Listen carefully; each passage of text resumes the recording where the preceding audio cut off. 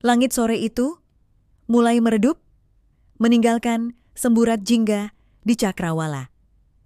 Angin semilir menerpa dedaunan, membawa aroma tanah basah yang khas setelah hujan ringan turun di siang hari.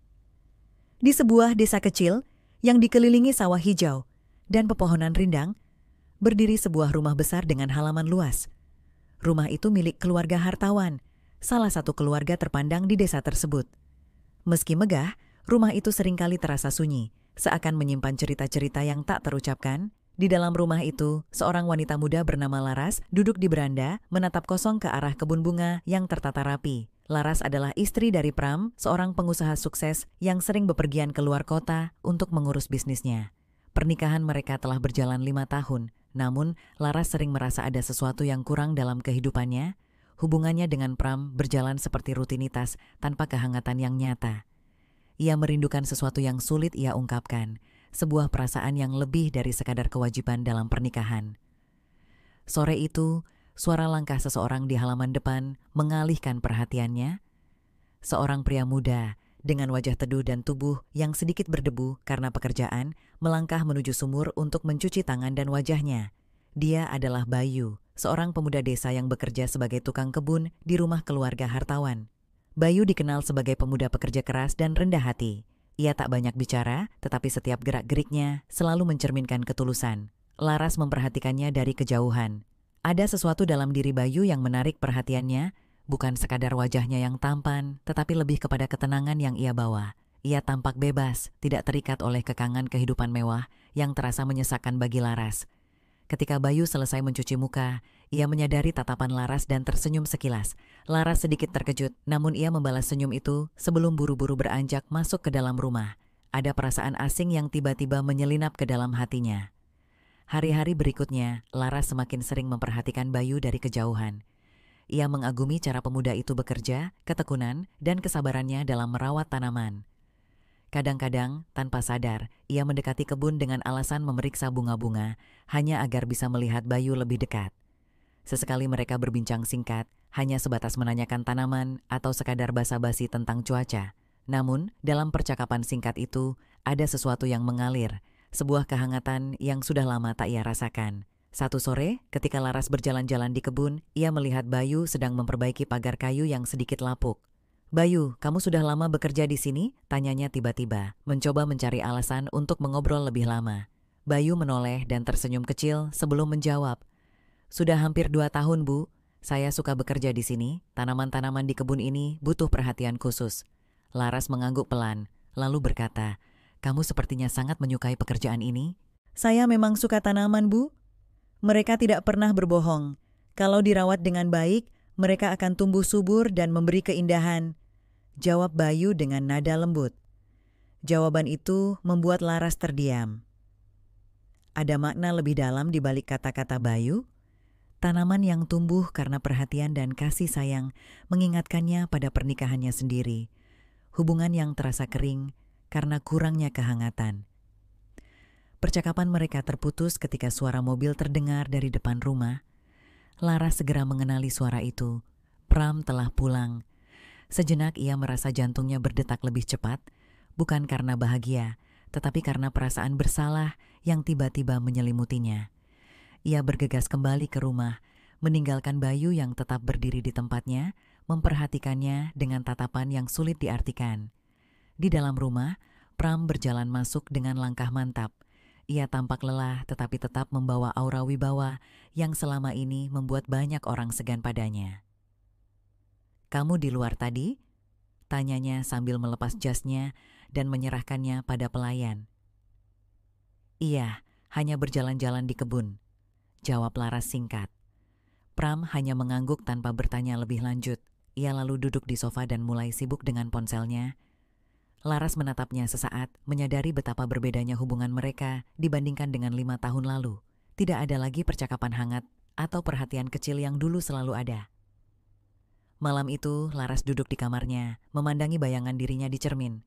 Ia bertanya-tanya, apakah perasaan kosong ini akan terus menghantuinya? Ataukah ia akan menemukan sesuatu yang mampu mengisi ruang hampa dalam hatinya?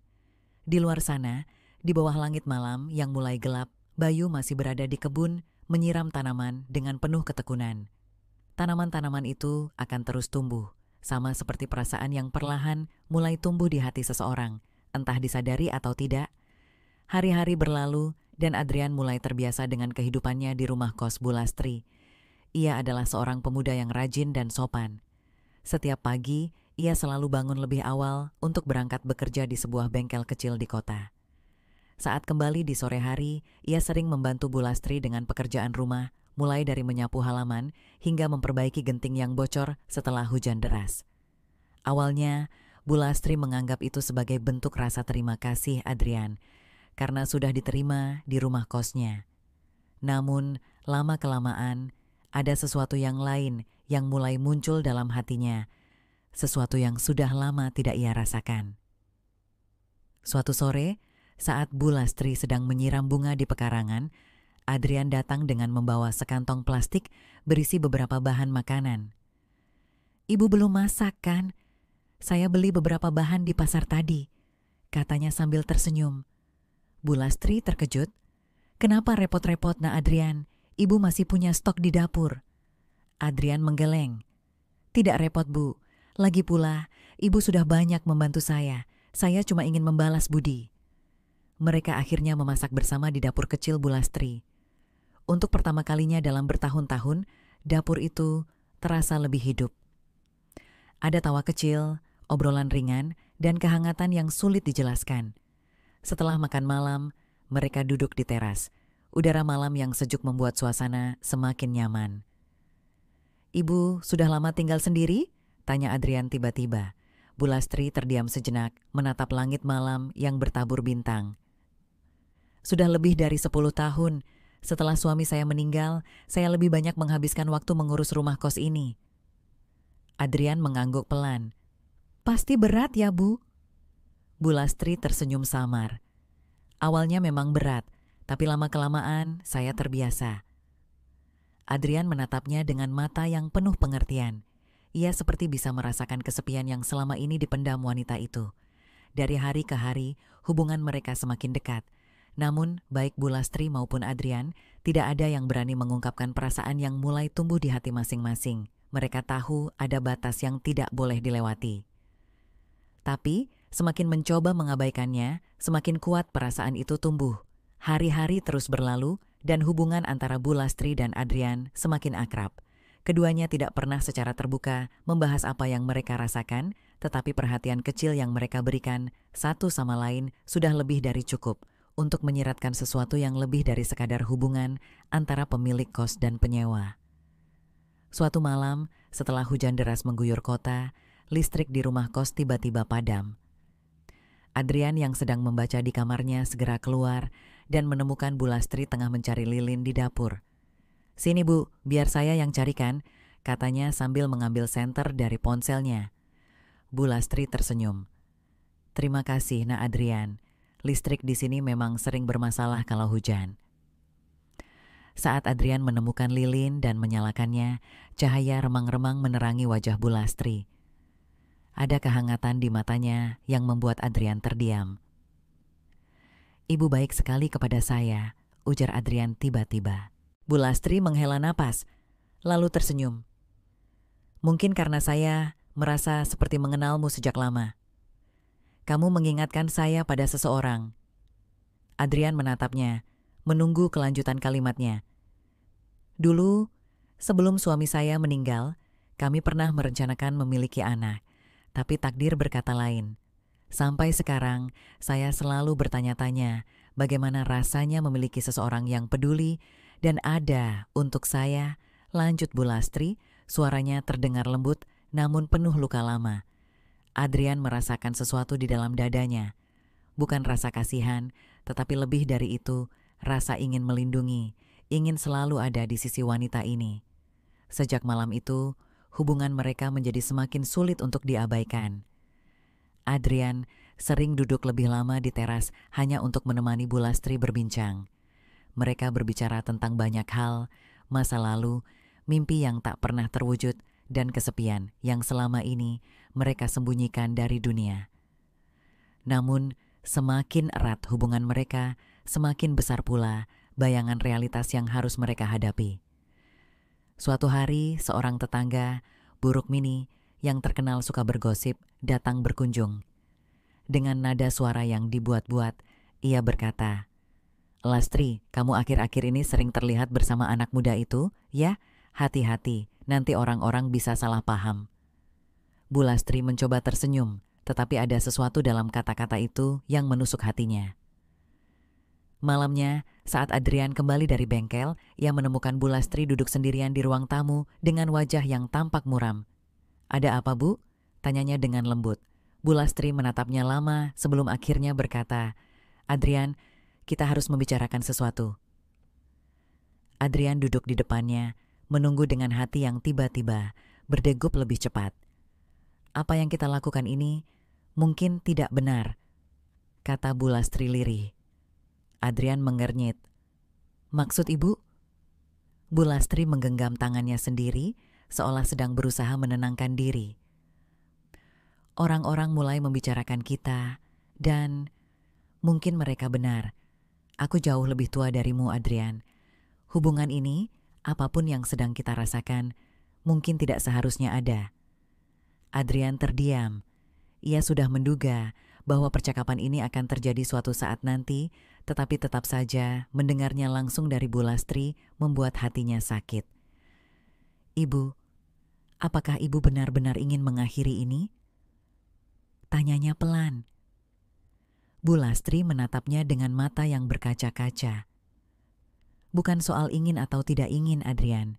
Ini soal kenyataan.